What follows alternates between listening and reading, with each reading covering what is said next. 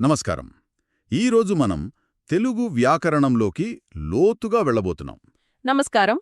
భాషని ఒక పెద్ద నగరమనుకుంటే పదాలు, అందులో భవనాలు, ఇళ్ళు, మరి ఆ భవనాల్ని కలిపే వంతెనలే సంధులు. హా, మన తెలుగు భాషా నగరంలో కొన్ని వంతెనలు చాలా పురాతనమైనవి, సంస్కృతం నుంచొచ్చిన రాతి కట్టడాల్లాంటివి. అవును. మరికొన్ని మనమే కట్టుకున్న ఆధునిక ఫ్లైఓవర్లు, వేగానికి, సౌకర్యానికి ప్రాధాన్యత ఇచ్చేవి. ఈరోజు మనకందిన సోర్స్ మెటీరియల్ ఆధారంగా ఈ రెండు వంతెనల మధ్య తేడా ఏంటి, వాటిని ఎలా గుర్తించాలి, దీనిపై ఒక విశ్లేషణ చేద్దాం. తప్పకుండా. సరే, మొదలు పెట్టే ముందు అసలు బేసిక్స్కి వెళ్దాం. ఈ సంధి అనే వంతెనను వ్యాకరణంలో ఎలా వివరిస్తారు? చాలా మంచి పోలికతో మొదలుపెట్టారు. వ్యాకరణంలో రెండు పదాలు పక్కపక్కనే వచ్చినప్పుడు వాటి ఉచ్చారణ సులభం చేయడానికి మొదటి పదం చివరి అక్షరం, రెండవ పదం మొదటి అక్షరం కలిసిపోతాయి. కలిసిపోతాయా? ఉంది. ఇక్కడ మొదటి పదం విశ్వధాలో చివరి శబ్దం ఆ, రెండవ పదం అభిరామ లో మొదటి శబ్దం కూడా ఆ. ఈ రెండు ఆ శబ్దాలు కలిసి ఆ అనే దీర్ఘ శబ్దంగా మారుతాయి. ఓహో! ఆ మార్పుతో విశ్వధాభిరామ అనే ఒకే పదం ఏర్పడుతుంది. ఇప్పుడు ఆ రెండు పదాల మధ్య ఒక వంతెనేర్పడింది అన్నమాట. అర్థమైంది. అంటే వేరువేరు పదాలను కలిపి ఒకే పదంలా సులువుగా పలకడానికి చేసే ఏర్పాటు. కరెక్ట్. ఇక్కడే అసలు విషయం మొదలవుతుంది. మన దగ్గర రెండు రకాల సందులున్నాయి: సంస్కృత సందులు, తెలుగు సందులు. వాటి మధ్య తేడా కేవలం పేర్లోనే ఉందా, లేక వాటి నిర్మాణంలోనే తేడా ఉందా?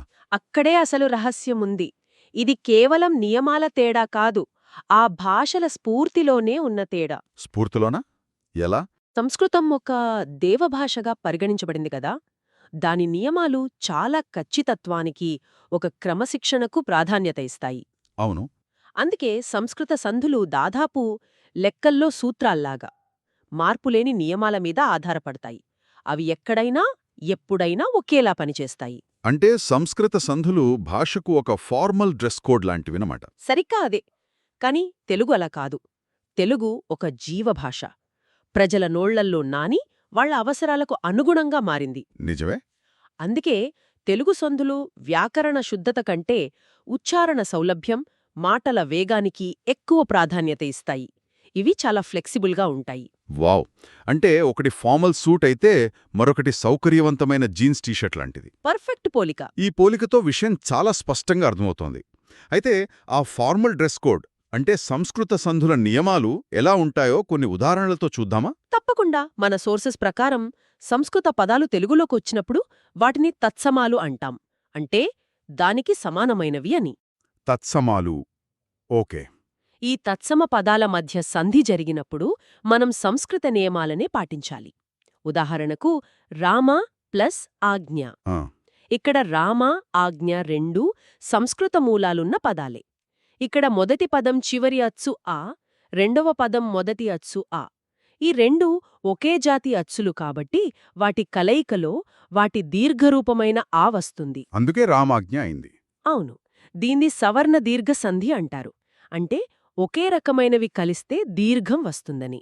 సరే, పేరు గుర్తుపెట్టుకోవడం కన్నా ఆ మార్పు వెనుకున్న తర్కం ఆసక్తికరంగా ఉంది. మరి సూర్య ప్లస్ ఉదయం ఉదాహరణ కూడా ఉంది కదా, అక్కడ మార్పు వేరేలా ఉంది. అవును. ఇది మరో రకమైన కలయిక. ఇక్కడ సూర్యలోని చివరి అచ్చు ఆ, ఉదయంలోని మొదటి అచ్చు ఊ. ఇవి వేరువేరు అచ్చులు. కరెక్ట్. ఇవి కలిసినప్పుడు రెండూ కలిసిపోయి ఓ అనే ఒక కొత్త అక్షరం పుడుతుంది. అందుకే సూర్యోదయమైంది. ఇది గుణసంధి అనే మరో పద్ధతి. ఓహో! అంటే కొన్నిసార్లు అక్షరాలు దీర్ఘంగా మారతాయి, కొన్నిసార్లు పూర్తిగా కొత్త అక్షరం పుడుతుంది. అవును. కాని ప్రతిదానికి ఒక ఖచ్చితమైన లెక్క, ఒక ఫార్ములా ఉంటుంది. ఓకే. ఈ ఫార్మల్ డ్రెస్ కోడ్ చాలా స్ట్రిక్ట్గా ఉన్నట్టుంది. మరి మన తెలుగు జీన్స్ టీషర్ట్ సంగతేంటి? తెలుగు సంధులు ఇంత కఠినంగా ఉండవా? వాటి పద్ధతి ఎలా ఉంటుంది? తెలుగు సంధుల పద్ధతి చాలా భిన్నంగా, సహజంగా ఉంటుంది. అవి నియమాల కన్నా సౌలభ్యాన్ని ఎక్కువిష్టపడతాయి. ఉదాహరణకు మన సోస్లోనే ఉదాహరణనే తీసుకుందాం. రాముడు ప్లస్ అతడు. ఇక్కడ రాముడు, అతడు రెండు అచ్చతెలుగు పదాలు.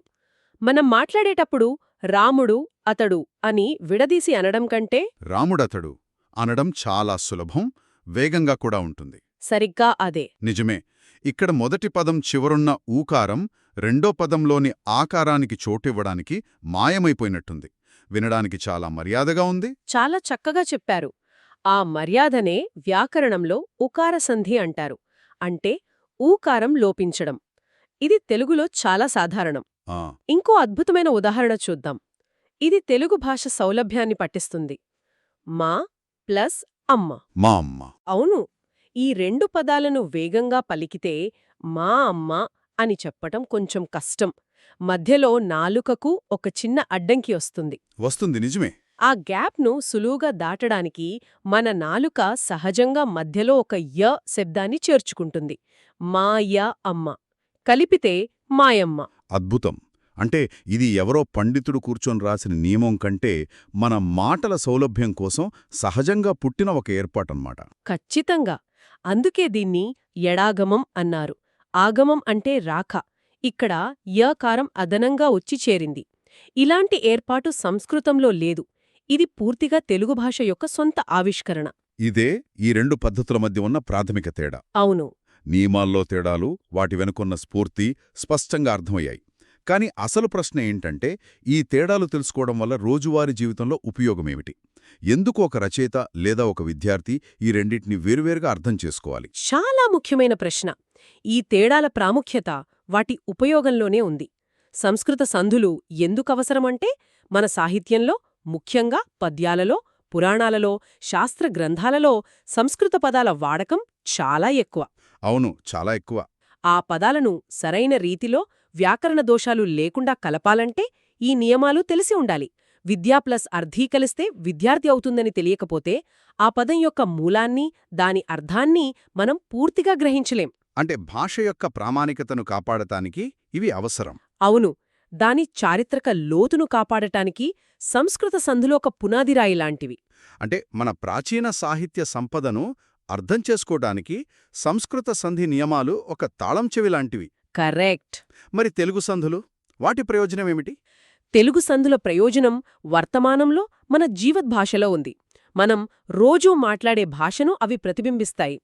మనం అది ఎక్కడ ఉంది అని పూర్తి వాక్యం అడగం కదా. అడగం. అదెక్కడుంది అనేస్తాం. అవును, అది ప్లస్ ఎక్కడాలోని ఈకారం పోయి ఏ వచ్చి చేరింది. దీని వెనుక ఇకార సంధి అనే ఒక వ్యాకరణ నియమముందని మన సోర్స్ మెటీరియల్ చూస్తే అర్థమవుతోంది. నిజమే. మనం సహజంగా మాట్లాడే ప్రతి మాట వెనుక ఒక వ్యాకరణ సూత్రం దాగి ఉందన్నమాట. అవును, ఆధునిక సాహిత్యంలో, సినిమా పాటల్లో, సాధారణ సంభాషణల్లో భాషకు సహజత్వాన్ని, ప్రవాహాన్ని ఇచ్చేవి ఈ తెలుగు సంధులే. ఒకటి భాష యొక్క గతాన్ని కాపాడితే, మరొకటి దాని వర్తమానాన్ని, భవిష్యత్తును నిర్మిస్తుంది. రెండూ ముఖ్యమే. అవును, రెండూ ముఖ్యమే. ఇక్కడే నాకసలు చిక్కు ప్రశ్న వస్తోంది. ఒక పదాన్ని చూడగానే, ఉదాహరణకు రామాలయం అనే పదం, ఇది తెలుగు సంధా లేక సంస్కృత సంధా అని ఎలా గుర్తుపట్టాలి? మనలాంటి వాళ్లకి ఏవైనా క్లూజ్ ఉన్నాయా? తప్పకుండా ఉన్నాయి. మన సోర్స్ మెటీరియల్ ప్రకారం ప్రధానంగా 2 టూల్స్ మన దగ్గర ఉన్నాయి. అవేంటి? మొదటి టూల్ పదాల మూలాన్ని చెక్ చేయడం. సంధిలో పాల్గొంటున్న పదాలు సంస్కృతం నుంచి వచ్చిన తత్సమాలైతే అక్కడ జరిగేది దాదాపుగా సంస్కృత సంధి. ఓకే. ఇది సంస్కృత సంధి అని బలంగా అనుమానించవచ్చు. అదే, వేటగాడు లాంటి పదముందనుకోండి. వేట ప్లస్ గాడు, ఇవి రెండూ అచ్చ తెలుగు పదాలు. అవును, కాబట్టి అది తెలుగు సంధి కిందకొస్తుంది. ఇది చాలా సింపుల్గా ఉంది. చాలా వరకు ఇది పనిచేస్తోంది. కాని కొన్నిసార్లు ఇది కొంచెం కష్టంగా ఉండొచ్చు. అవును, నాక్కూడా అదే అనిపిస్తోంది.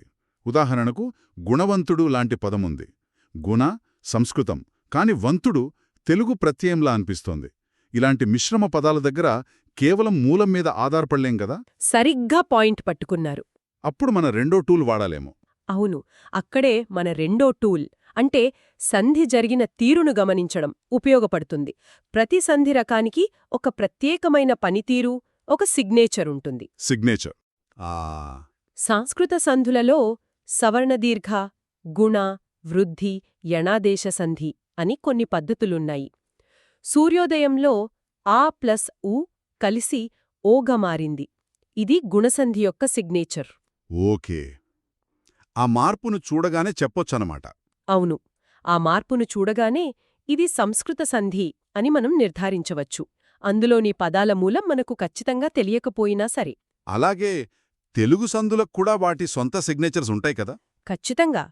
ఉకార సంధి అంటే ఊ లోపించటం, ఎడాగమం అంటే య వచ్చి చేరటం, గసడదవాదేశం లాంటివి తెలుగు సందుల ప్రత్యేక గుర్తులు.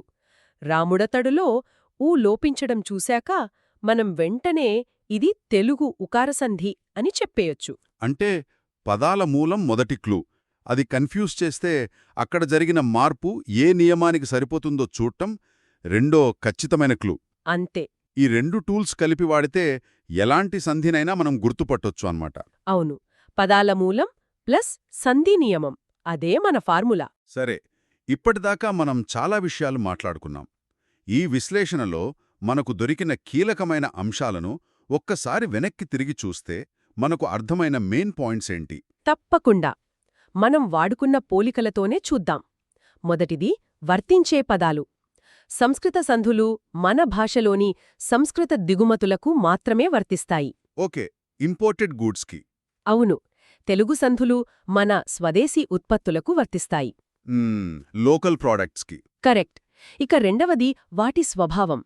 సంస్కృత సంధులు ఒక కఠినమైన ఫార్మల్ డ్రెస్ కోడ్, నియమాలు తప్పవు. తెలుగు సంధులు సౌకర్యవంతమైన క్యాజువల్ వేర్, సౌలభ్యానికే ప్రాధాన్యం. ఇది బాగా గుర్తుంటుంది. మూడవది వాటి పనితీరు. సంస్కృత సంధుల మార్పులు ఒక లెక్క ప్రకారం జరుగుతాయి, కాని తెలుగు సంధుల మార్పులు మాటల వేగానికి, ప్రవాహానికి అనుగుణంగా జరుగుతాయి. ఈ విశ్లేషణ మొత్తం మీద స్పష్టమయ్యేది ఏమిటంటే తెలుగు భాష ఒకే నగరంలో రెండు విభిన్నమైన నిర్మాణ శైలులను కాపాడుకుంటూ వస్తోంది. అవును. దాని ప్రాచీన వారసత్వాన్ని, శాస్త్రీయ పునాదిని సంస్కృత సంధులు కాపాడితే దాని జీవలక్షణాన్ని, అంటే ప్రజల భాషగా దాని నిరంతర పరిణామాన్ని తెలుగు సంధులు చూపిస్తున్నాయి. చాలా బాగా చెప్పారు. ఈ రెండింటినీ అర్థం చేసుకుంటేనే మన భాష యొక్క పూర్తి సౌందర్యాన్ని ఆస్వాదించగలం. నిజమే. ఇంతటితో ఈనాటి మన లోతైన విశ్లేషణ ముగింపుకు వచ్చింది. సంస్కృత తెలుగు సంధుల మధ్య ఉన్న తేడాలు కేవలం వ్యాకరణ నియమాలే కాదు. అవి భాష యొక్క చారిత్రక మూలాలను, దాని ప్రవాహాన్ని, దాని ఆత్మను కూడా ప్రతిబింబిస్తాయని స్పష్టమవుతోంది. ముగించే ముందు ఒక ఆలోచనని ఇక్కడ ఉంచుతాను. మనం తెలుగు ఒక జీవభాష అన్నాం కదా. అవును. జీవం ఉన్నది ఏదైనా మారుతూ ఉంటుంది, కొత్త ప్రయోగాలు చేస్తూ ఉంటుంది. ఆధునిక కవిత్వం లేదా సినిమా పాటల వంటి సృజనాత్మక ప్రక్రియలలో రచయితలు కొన్నిసార్లు ఈ వ్యాకరణ నియమాలను ఉద్దేశపూర్వకంగా అతిక్రమిస్తారు. గమనించాను. ఒక తెలుగు పదాన్ని, ఒక సంస్కృత పదాన్ని కలిపి కొత్త సంధి ప్రయోగాలు చేస్తారు. ఆ ప్రయోగాలు భాషకు కొత్త అందాన్ని, కొత్త శక్తిని ఇస్తాయా? లేక దాని అసలు స్వరూపాన్ని, దాని వ్యాకరణ శుద్ధతను దెబ్బతీస్తాయా? అవును. భాషా పరిణామంలో ఇలాంటి ప్రయోగాలు సహజమేనా, లేక వాటికొక పరిమితి ఉండాలా? ఇది ఆలోచించాల్సిన విషయం. చాలా మంచి ప్రశ్నతో ముగించారు. దీని గురించి భాషాభిమానులు తప్పక ఆలోచించాలి.